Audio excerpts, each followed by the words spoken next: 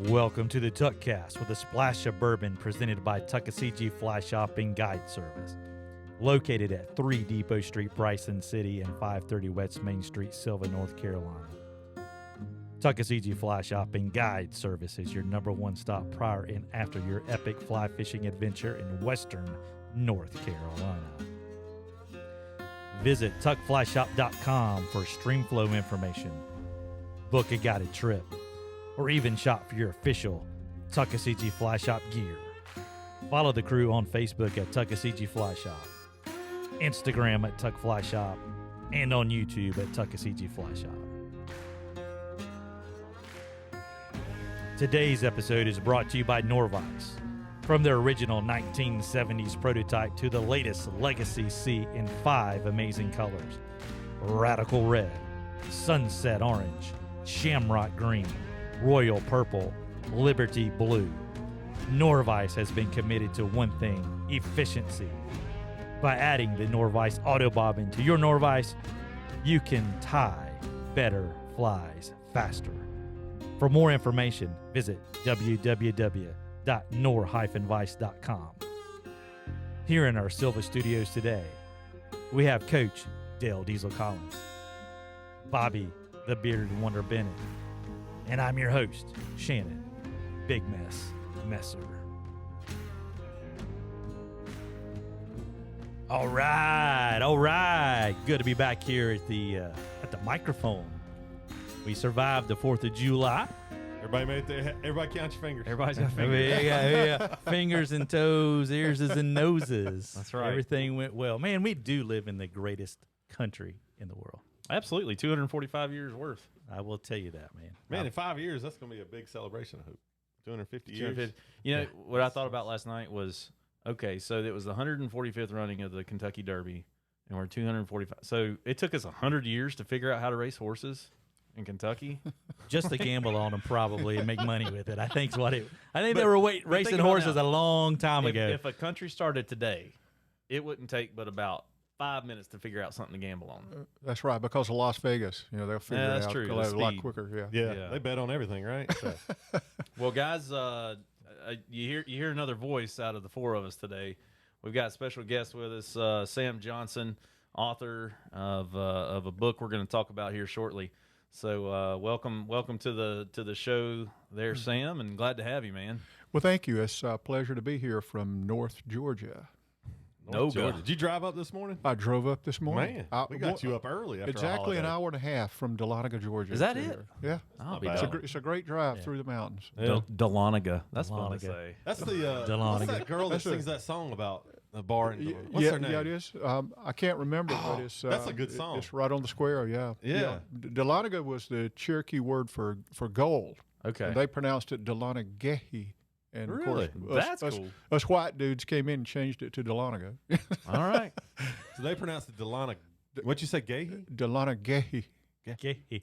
Interesting. It's like I didn't know that. Like it's like a sound. Willis McGahee. Gahy. Remember him, Shannon? I went to University of I Miami. went to school with some McGahas, and you hear McGahee. There I mean, you go. they would pronounce it 2 different ways. So Yeah. maybe that meant gold. Well, we'll dive into the book here shortly. Mm-hmm. And one thing I wanted to Oh, you're going to trick us? trip you guys on. Oh, tricky. Tricky. If Chuck Norris, okay, we're gonna go down the Chuck Norris hole here for a minute. He's going to beat everybody. If Chuck Norris could be behind COVID, what would they call it? It could be behind. Like if Chuck Norris was involved in COVID, what would it be called? Over. Delta variant. It's next rated R. Man, did you get that? Did you get that from Bryson? No, man, he didn't. Did you make that one up? Dude, I ain't letting Bryson watch Delta Force yet. No, I know about Chuck Norris though. Yeah. Like all these things with memes like Chuck Norris. Does Bryson even know who Chuck Norris is? No, not yet. Yeah. Listen, he's enough of Muhammad Ali right now. I don't need him to learn Chuck Norris. Walker, Texas Ranger. Chuck He'll be Norris. chopping them teachers in the throat, man. It's enough at the pool right now. Is that why you're not teaching no more? I got nothing doing Chuck Norris kids. Oh man. How's that swimming going for him? Man, it's amazing. It's amazing. They float. They do float. Kids float. You know, with COVID around here, a lot of our Parks and Rec department shut everything down. So my kids have gotten into things I never would, like kayaking and swim team. And growing up Central Davidson County, there wasn't no swim team unless you fell off the boat on High Rock Lake. So, don't drown. Sink or swim. That's it. It's right. like it was like your dad threw you into the water. Yeah, Go. that's right. Like, Go. man, there's a snake over there. Swim away from it. You know, like that's what kind of swimming we did. Oh my gosh. So the fact that they've got this nice clean water to swim in is amazing. Yeah. But no, there's about 40 kids here on the swim team in Silva in Jackson County. It's the Jackson County Dolphins. Yes. Do they swim against other counties? They do. Highlands has one, and maybe Cashers has one, and I think Macon. So it's all Waynesville's got a swim team. Do they? Yeah. I'm sure they. It is one of those things that is now evolved into a sport for some of the schools. They have some teams at the school, and Smoky Mountain's had a swim team in the past as well. And those people that were on that team are now the instructors for this group. Gotcha. Yeah.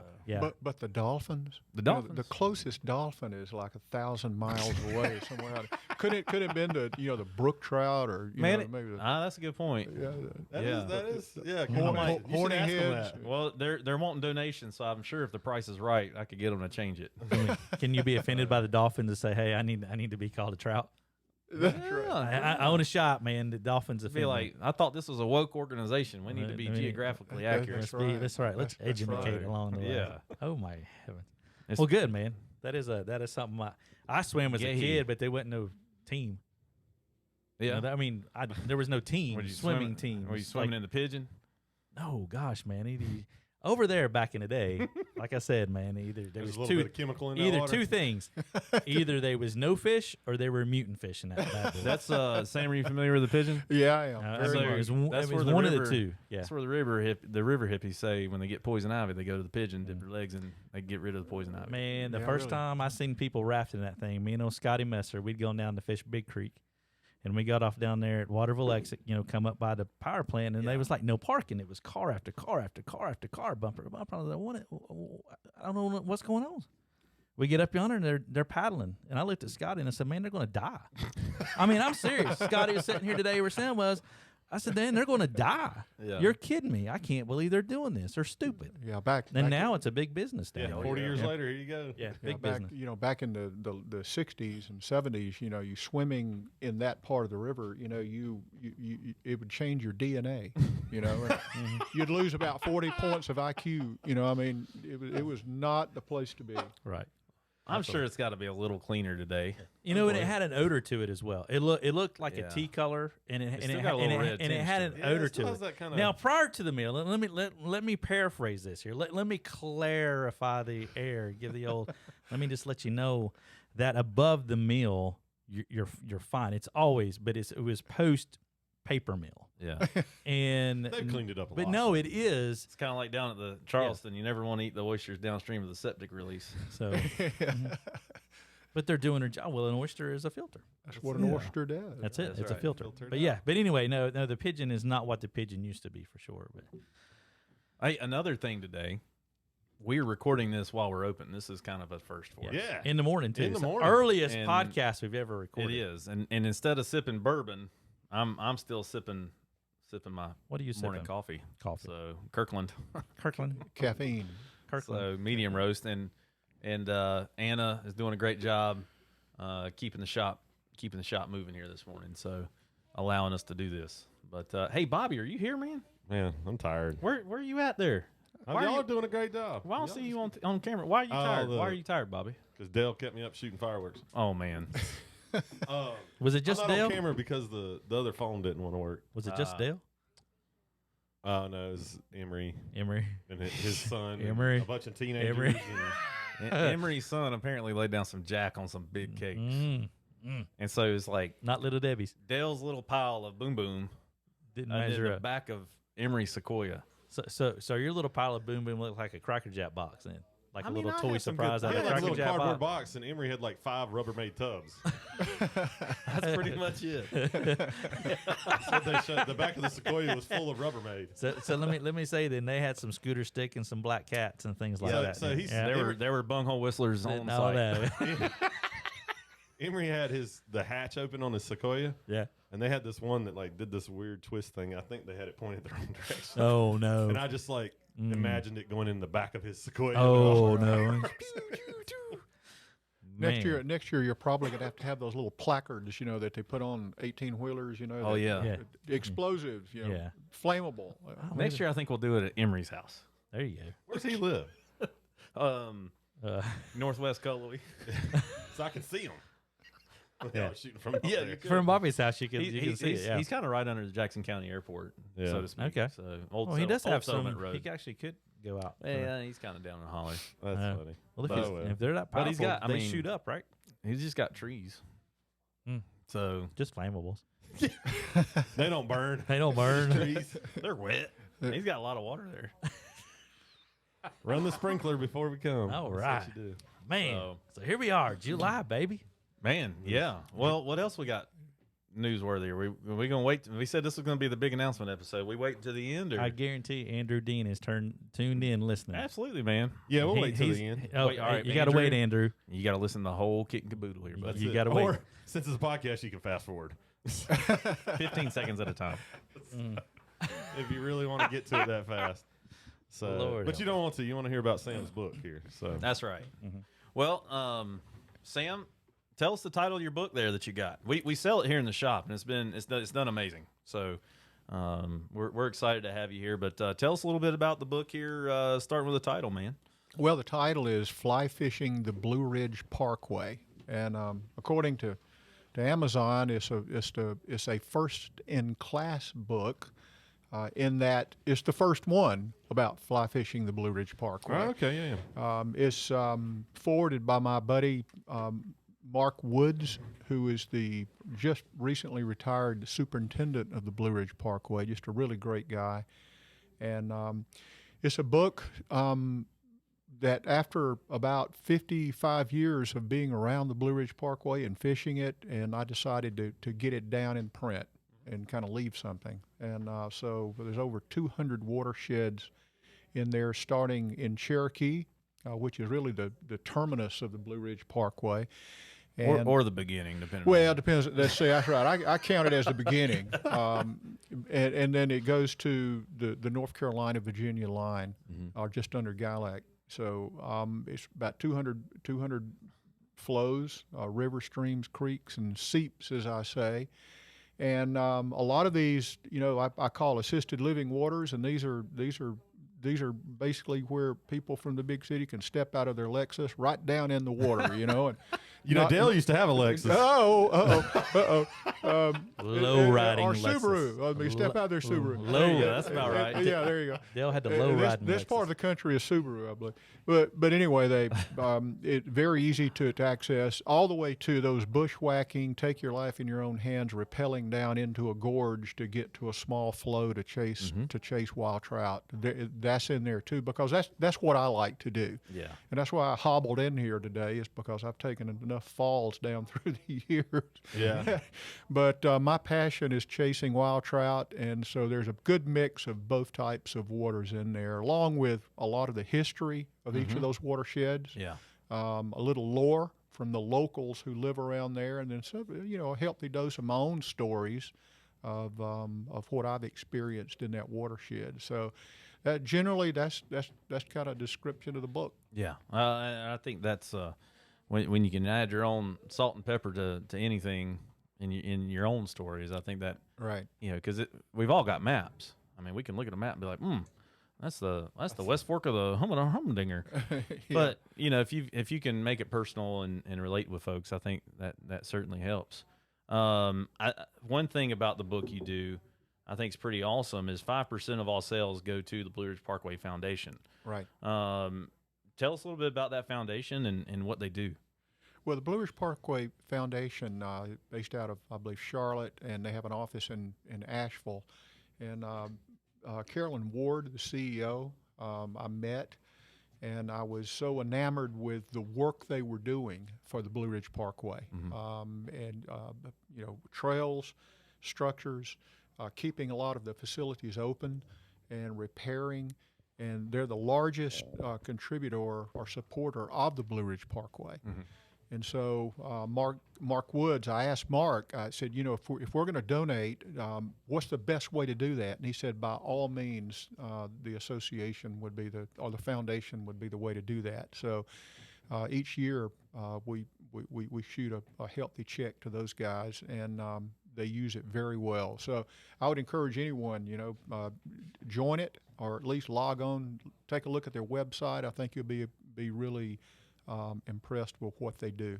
Well, and these nonprofits are super important to these national parks. I know that we got the Great Smokies Association here for the Great Smoky Mountain National Park, and very similar. They do a lot of things. So I think it's great that that's an opportunity to support the Parkway in the purchase of this book, and then absolutely on your end as well. So what on the front here? It's you got the title. It says an almost accurate guide to detailing over 200 of the best. What would be accurate?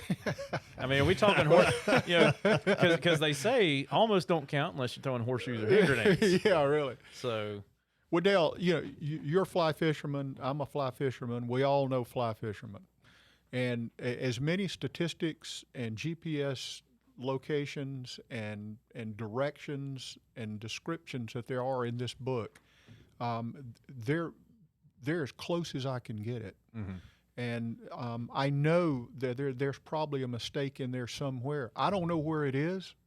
And somebody will point it out. But someone will find it, and they'll text me and email me and just beat the crap out of me because I missed this GPS number by one or whatever. They might have walked 8 miles out of the way because you missed it by one. Well, that's right, and that's exactly why I put almost accurate.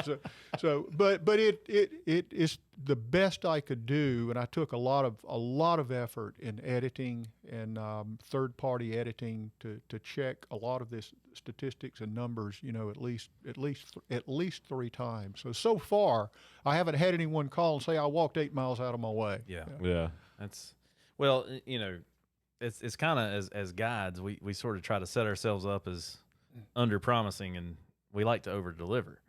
Correct. So it's, I never like to guarantee anybody that we're going to catch some fish. We're going to try.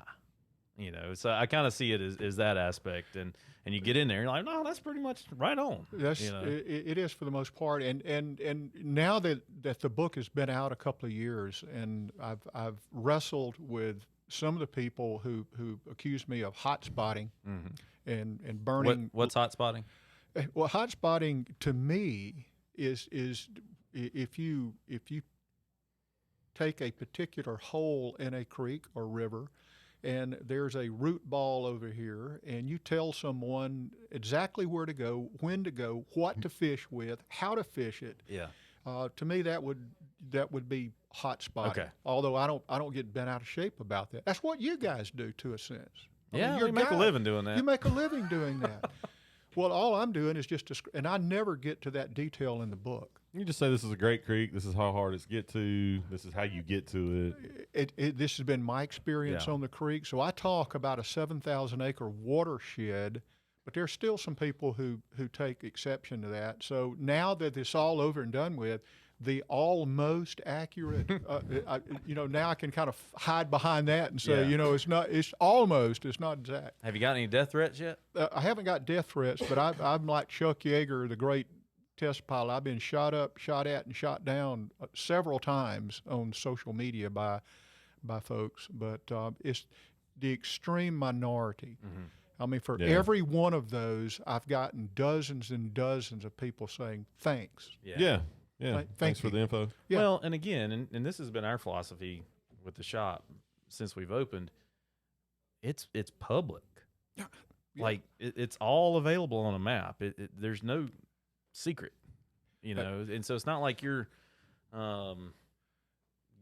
giving away something that hadn't been published already. It's on maps. People know about it, and I was really surprised.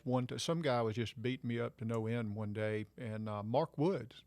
This was on Facebook, business Facebook, and Mark Woods chimed in and said, hey, exactly what Dale said. This is public property. We all own the national. You see, it's in national parks or national forest. It's where all of this water is. Yeah. And that's basically what he said. And the guy kind of shut the guy down. He kind of like didn't respond after that. Yeah. Well, a lot of people were angry here with the fly fishing trail map. Yeah. That the Jackson County Chamber of Commerce put out. But just like you said, it's all it's all there. Public North Carolina public mountain trout water, or it's in national forest. That is, and it's amazing, that trail map, how often I see it in North Georgia. Oh, really? Yeah. I see it in outfitters. I see in people's trucks stuck in their visor. That has done so much for you guys as far as just creating awareness of the water that's in your area up here. Yeah. So you said you've pretty much fished this stuff your whole life. Right. How long did it take you to actually put the book together? Like actually from like, hey, I'm going to write this book. Right. How long did it, like, how did that go, that process? Bobby, I finally made the decision in 2017 to write the book. And I actually started in the fall of 2017. And so from the fall of 2017 until the fall of 2019, I was writing and editing. So it actually was published in fall of 19. So it was really a 2 couple years, couple of years, and it was pretty intense. I mean, I write almost for a living, is what I do in my practice with the group that I'm with, and so I write pretty quick. But it was quite an effort to get it all down. Yeah, I noticed in the acknowledgments you gave an acknowledgement to your wife, so that's a good call. Yeah, it was. Of course, she's an English major, and she's the type that riding down the road, she picks misspelled words out of road signs and billboards at 70 miles an hour. That's how good she is. But she's really good at editing, and so she was my first line of editing, and then a second editing after that. Yeah, that's awesome. I saw where there's some water tower that they misspelled, like provost or something. They got the O and the V backwards. But it's one of those things when you read it, you're like, oh, what's wrong with that? Oh, yeah. But you still read the word. Yeah. So makes you wonder sometimes, do they do that on purpose? Yeah, just to get some little bit of press. You get somebody to stare at it longer. Yeah. I can see that. There's always the one school. School zone. They misspell the word school. Oh my God! I don't know if that's necessarily for attention, but I guess it got press. We're talking about it. That's it. Yeah, I think that was up in Virginia. So, which leads me, we got a lead time here on the Virginia edition. Dale, I'm thinking that's going to get started early next year. Yeah, I've got a lot of my notes down. I've already outlined it. Yeah. And of course, the front of the book will be very similar to this book with some of the things that I write about. But the water itself has pretty much all been outlined. Yeah. And it'll be about 150 different waters. Yeah. Up there. That's an interesting section. Obviously you get out of North Carolina, and I guess you're just in state forest and national forest until you get to Shenandoah. Correct. Right. And then that's a whole nother ball game. Yeah. And I stop at Waynesville. I mean, I stop at the end of the official end of Blue Ridge Parkway. And I don't get on the Shenandoah Parkway. Oh, okay. Gotcha. Because that's technically Skyland Drive then, right? Yeah. That'd be it's great fishing up there, but I just, it's just, that's to me, that would be, man. That'd be another book. That's going to be for some other person to do that, I promise. Yeah, to do the Virginia one, man, that's a lot of travel for you. Well, go check it out, fish it. You got to do the field work. That's what I tell my wife. You got to do the field work. She, okay, go ahead. I'm gone for a week. That's awesome. Yeah.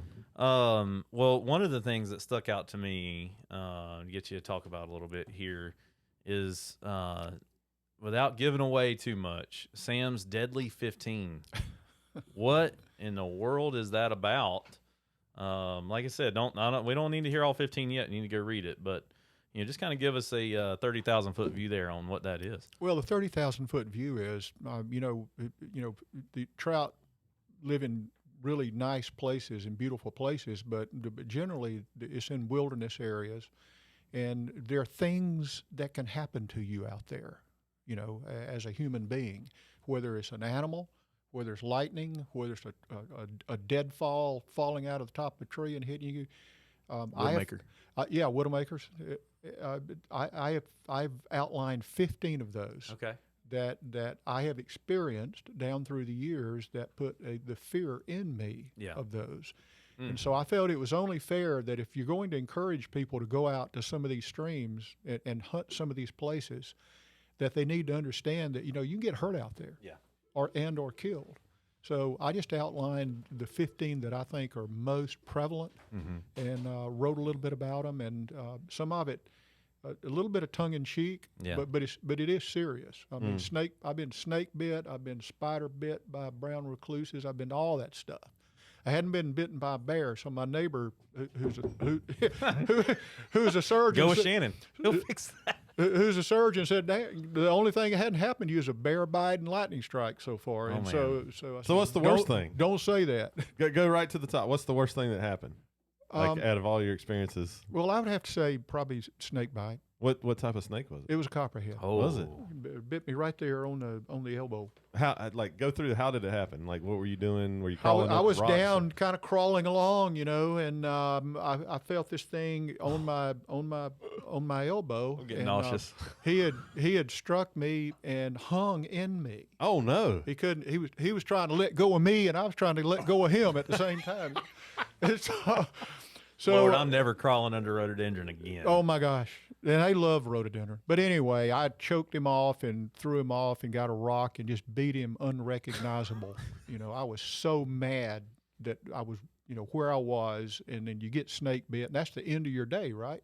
You know, so anyway, I finally got home, and I guess it depends on who Just you to are. put it mildly. I mean, just the end of the day. End of your day or end of your life. One of the two. But anyway, I got home, and my neighbor, who's a surgeon, came over and looked at me, and you know, he told my wife, give him some Benadryl, you know, and Sam, you get in your Easy Boy over there and stay there. We're going to check your pulse and your heart rate for a couple of days, and here's the end to this snake story. After 2 days, my wife walked in, leaned against the door frame, and said, "Are you going to carry the garbage out or not?" You know, so the moral to the story is, even a snake bite at my house is only going to get you about 2 days of relief from work around the house. Oh, goodness, man. Wow. So it must have been an adult, because, you know, the adults can do the dry bite. That's exactly what they said happened to me. It was just enough. I'm thinking you could have kept fishing. Yeah. I mean, based on the rest of the details, to trash or fish. I think it was a dry. It was just enough venom to make me talk in tongues and foam at the mouth for a couple of days, and it was over with after that. Wow. Now we know why he can say Deloniga. That's it. Delano Gay. There it is. It's back. Snake bite. That's great. Oh, really? Man, well, that's crazy. I hope I never get bit by a snake. No, I hope you don't. I'm never crawling again. Gosh, I'm out this afternoon. Holy man, that's motivation. Have fun out there. Motivation, baby.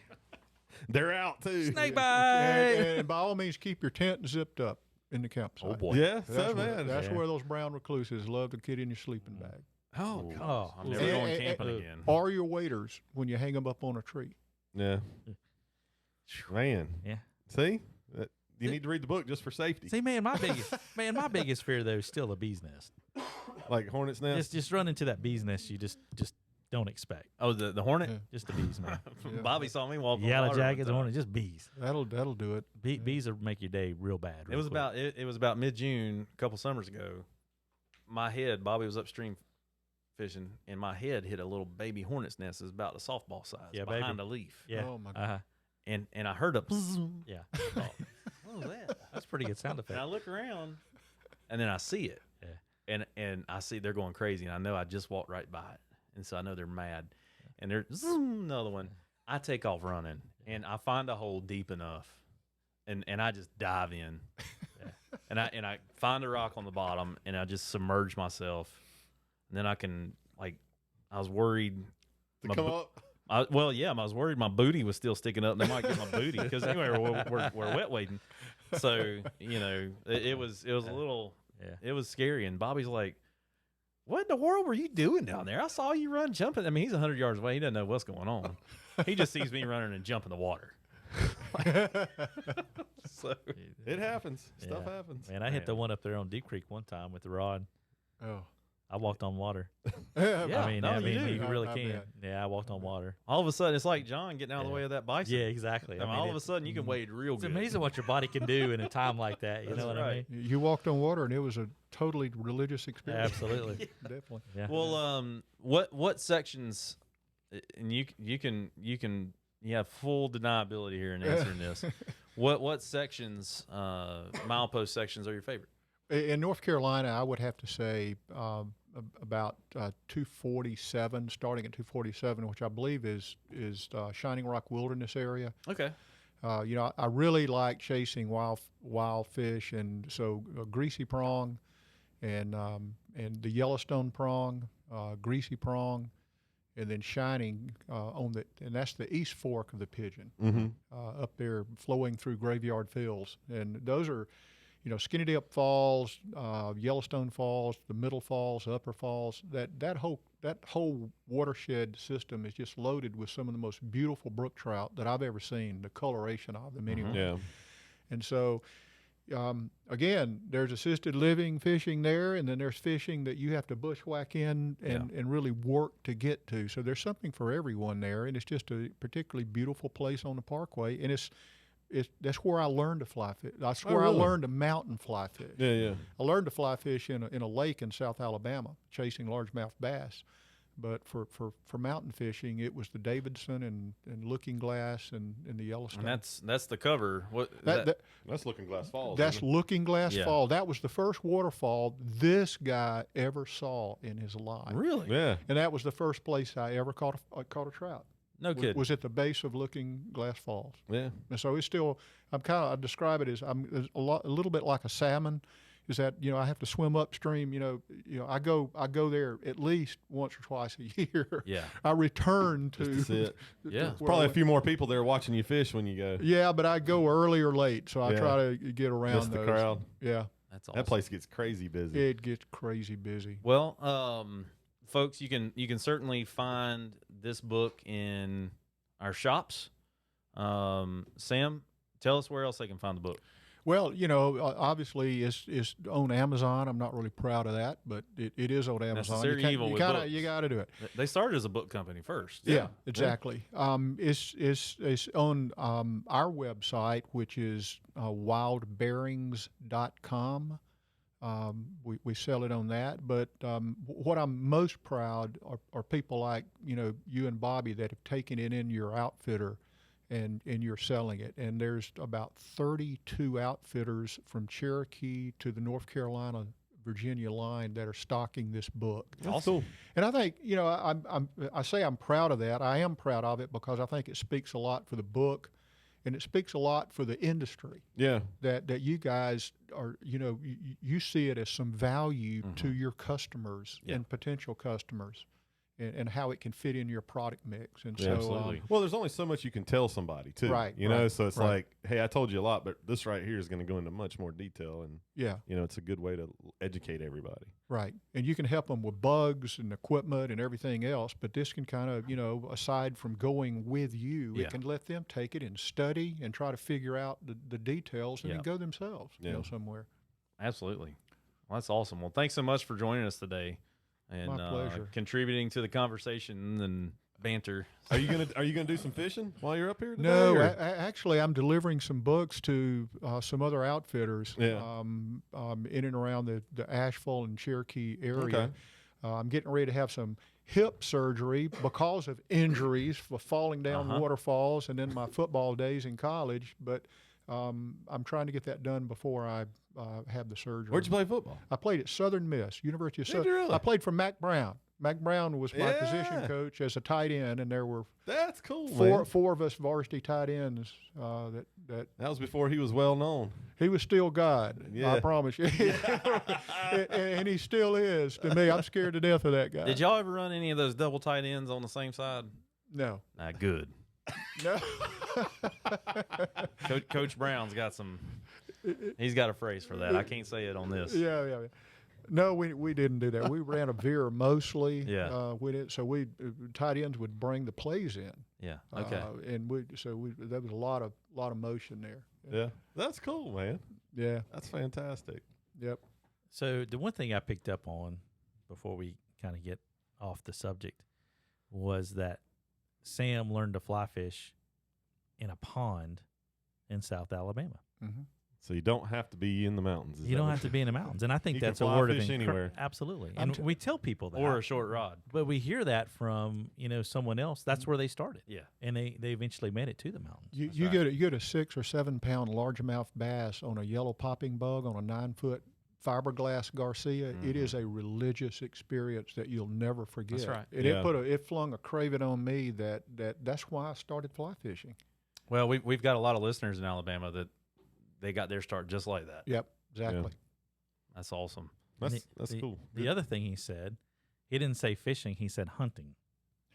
Okay. Back in these places. Yeah. And we refer to that as a hunting thing as well. Yeah, it's not just about catching fish. It's about the whole experience. It's a hunting the pursuit of it. Exactly. Dressing properly and things like that. Right. Do you have a favorite time of the year that you like to hit some of these creeks, or is that too TMI? January. I do above 6,000 feet in January. I do some January stuff, but I would say early spring. Probably like everyone else, and then I back off except the higher elevations. I'm still in the middle of the summer. You get up there, 4,500, 5,500 feet. You can still get in some cold water. Yeah. Well, in cold weather.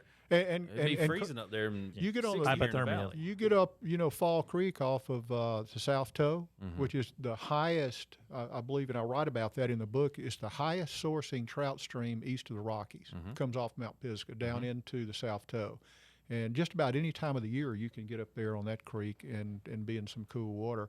But late fall, after you get through some of the leaves, the leaf clogs. Good time. Yeah. It's a great time to be out there. That's awesome. 2-weight or 3-weight? Well, depends on the stream, but I've got everything from I also make bamboo fly rods. Oh, so okay. Anywhere from a 0 to 1 or 2 weight up to about a 5 is what I'm somewhere in there all the time. Yeah, just depending on nothing over about 8 feet is what I typically use. Yeah, that's awesome. Very good. That's in the realm for sure. Did you self-publish? I used a publisher out of Atlanta, and BookLogix. They have a lot of different programs you can use, and so I did retain the marketing myself because I'm being a marketing guy myself as work. I wanted to retain the marketing of my book, so I would highly recommend BookLogix for anyone who's looking to publish a in book. that world. There you go. There you go. Cool. There's a little tip. Very nice. Yeah. Well, good deal. Well, is it time for a fishing report? Bobby took my report, question, Shannon. so you got it, man. What was my question? What? You took my question. Oh, How long did it take him to write the book? I I just got did you. this here. DLC, man. I went, Yes, I'd ask a question, and you'd ask a question, and Shannon go, I just like, draw Sorry, a line dude. right through it. right through there. Apologize. That's all good, man. Apologize for it. It's all good. Great stuff. So this fishing report's brought to you by. Who's it brought to us by? It's brought to you by Norvise. Norvise. Tie better flies. All faster. year long, it's brought to you by Norvise. And there's the. Sorry, Randy. Hey, Randy. Do you know Randy Collins? No, I don't know. He's that. a Noga. A Noga. A Noga. Georgia. Norga, or is it Noga? say North it's- Georgia. Hopefully that's us here in a little bit later. That's this right. evening. Shannon's got a trip this A afternoon. little bit later So- this evening. Well, man, It's fishing a- report. It's water temps. We'll start there. It's a big fish. Yesterday, July 4th, I got to spend about 4 hours on the water yesterday morning. Guess around maybe 3,000 I'd say between 26 and 3,000 feet. Water temp was fantastic. We hit 52 in a couple deeper holes, actually. And We've had some cool nights here recently. and then the rest Which is of it great. kind of averaged out around 54, 55 in the shallower stuff. But the deeper pools were cold. I was glad I was in waders. Yeah. I mean, I wear those Orvis ultralights all summer long. And it's funny. We got back from that one creek, Bobby, and I hadn't worn with Fred and Gene, and I hadn't worn the waders again since. And then I got them out the other day. Man, these things were filthy. Oh, yeah. And we're climbing out of some crazy stuff, and that's one reason why I do like wearing waders through the summer on some of these blue lines is the effort to get in, and it gives you another layer of protection For the Not sneaky snake. For the sneaky snake. Snake bite. Maybe not necessarily on the elbow, but at least my knees and hips are covered. That's the full body version of That's right. Vorticist. Yeah. Remember that Sneaky Snake song back in the day? Sam does. Sneaky. I remember that Sneaky Snake, man. Yeah. Sneaky We'll find it. Who, We'll sang, play it. Sneaky who Snake. sang that? Was that a Ray Stevens kind of thing? No, I don't think it was Ray Stevens though. Sneaky Snake. Sneaky Snake. Man, Sneaky so, Snake. but Snake bite. Chernobyl ant, purple, royal, all that, golden, they were all good. We caught fish topwater on all of it. Put a little nymph underneath it, you'll double your success. But wild fish were looking up, man. It was good. And then about 11 o'clock, yellow sallies right on cue. They started coming off. So, and it takes that sun hitting the water. Yeah. You're going to see them blue wing olives when it's overcast, but then that sun hits that water, man. Them yellow, big old sulfurs, and we're still seeing some drakes. Yeah. On especially in these upper elevation waters, still seeing yellow drakes come through, which I don't know anywhere else in the country where they see drakes this late. Yeah, That's late. I mean, it's summer, and we're still. Normally that's a mid to late spring thing, even up in Montana. So I think that's pretty exciting. I had Yaller Sallies in the house the other night. I just catching them and throwing them back out the door. You didn't go eat 'em? find a trout. Go find a trout. Is that what you were doing? You're supposed to eat them. That's what. How much What money is it trout worth to you? do? You're supposed to eat them. Yeah. How much money is it worth to you? How much you paying? How much candy? How much? So were they hatching out of your sink or something? No, What, no. So what happened? to your toilet? Or you where straight are they piping? No. Those are called dirty yellow Sneaky sallies. Sneaky Snake.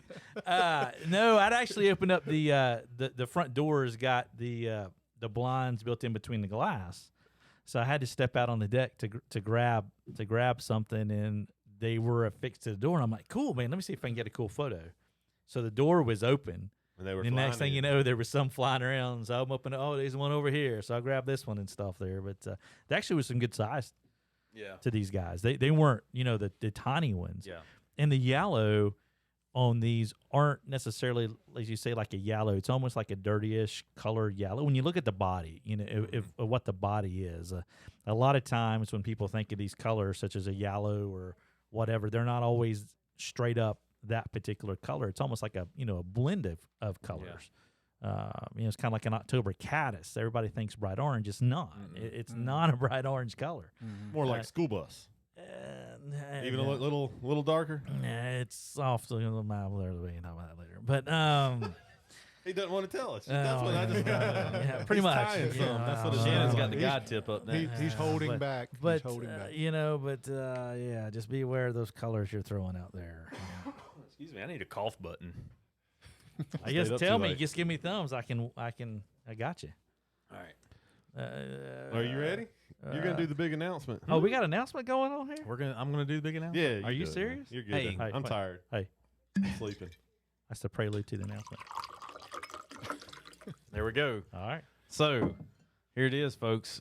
Tuck Fly Shop is coming to a Haywood County near you. We are expanding to Waynesville, North Carolina. Right. All right. So Sam's in here on the Right. big announcement. Right. We've been working in there for a few weeks now, and we're excited to be a part of a community that has a rich heritage of fly fishing, and certainly I would say is home to the modern fly shop experience in Western North Carolina, beginning with Roger Lowe back in the early 90s. So it's definitely an honor in any of these towns, whether it's Bryson City, Silva, and now Waynesville, to be a part of these communities and be the face of the industry to those areas. We're really excited to serve that area, and lots of great feedback so far from the early returns. So, but it's awesome. So if you want to be the first customer, line up. We don't have an opening date yet, though. We're working on it. August 1st, we feel like we should be able to. I think we'll beat it. I think so too. I think we'll be open before August. Shannon's looking weird. He's like, "What? What?" I'm just going back and forth. I'm just looking at you. I We'll like be a tennis open for match. Boom, boom, Yeah. boom, boom. I'm glad you clarified Haywood County, North Carolina, Yeah. because there's probably more than one Haywood County out there. Yeah. Oh, I'm sure. Yeah.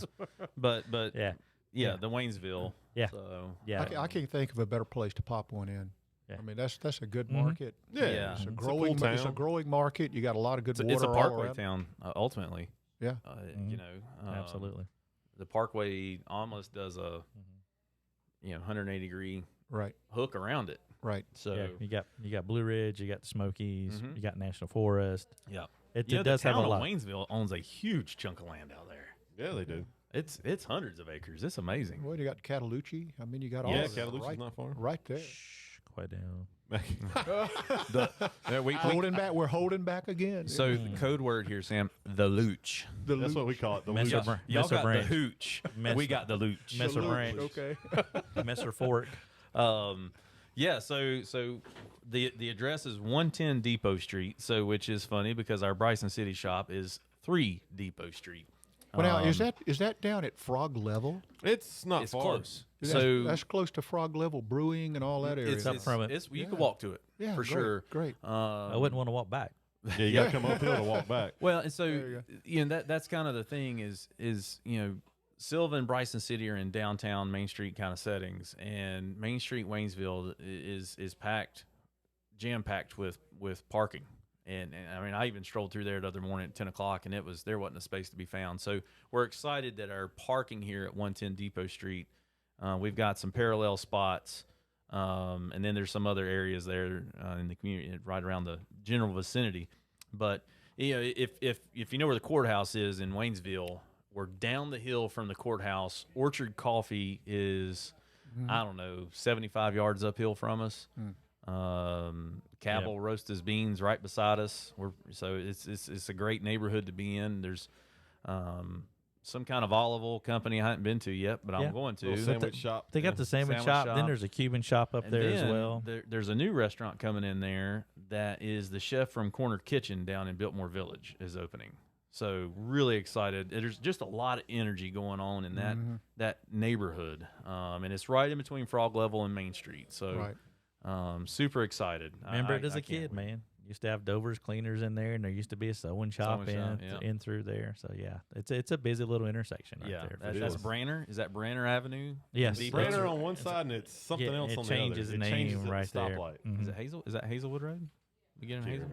I looked at it on the map the other day. And I was like, man, it changes names. I'm now 50. Well, it's definitely, inside information here. It's definitely easier to park coming from Main Street because the parking will be on the right-hand side. Yep. It's always on the right-hand side, isn't it? But if it's parallel. Yeah. And the parallel spots are actually pretty good size parallel spots, too. So if you struggle with parallel even parking. Shannon can back into and if you ain't got one of them automatic parking cars for you, man, you can get in there and park. Really? Yeah. So no, we're, like I said, Bobby said, we're, August 1st is we definitely hope to be open before then. August 2nd, because 1st is on a Sunday. But August 2nd would be the drop dead date. We will definitely be open by August 2nd. But I think we can beat it.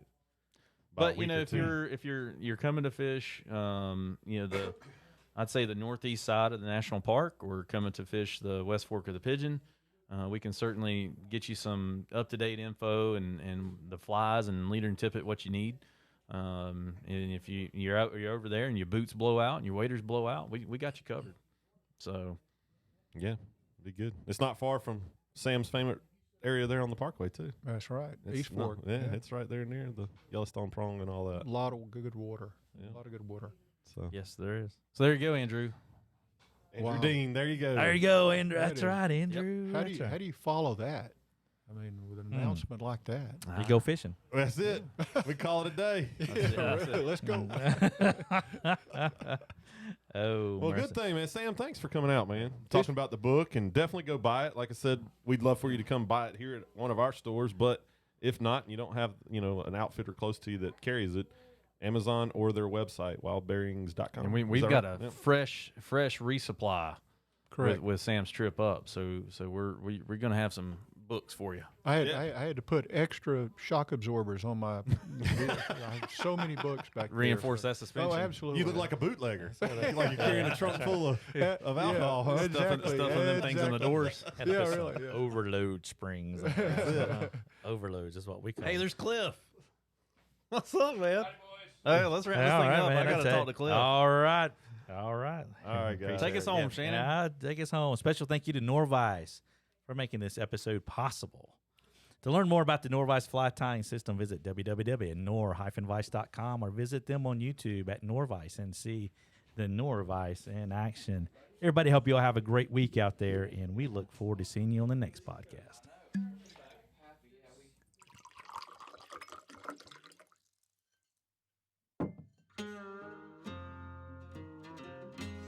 That wraps up another exciting and informative episode of the Tuckcast with a splash of bourbon, presented by Tuckaseegee Fly Shop and Guide Service, located at 3 Depot Street, Bryson City, North Carolina, and 530 West Main Street, Sylvan, North Carolina. Be sure to visit www.tuckflyshop.com for StreamFlow information, book a guided trip, or even shop for your favorite Tuckaseegee Fly Shop gear. Follow the crew on Facebook at Tuckaseegee Fly Shop, Instagram at Tuck Fly Shop, and on YouTube at Tuckaseegee Fly Shop. If you have a question or comment, feel free to send those to info@tuckflyshop.com or give us a call, 1-828-488-3333. For Coach Dale Diesel Collins, Bobby the Bearded Wonder Bennett, I'm Shannon Big Mess Messer. We'll catch you next week. Be sure to catch a few fish out there, won't you? Y'all take care.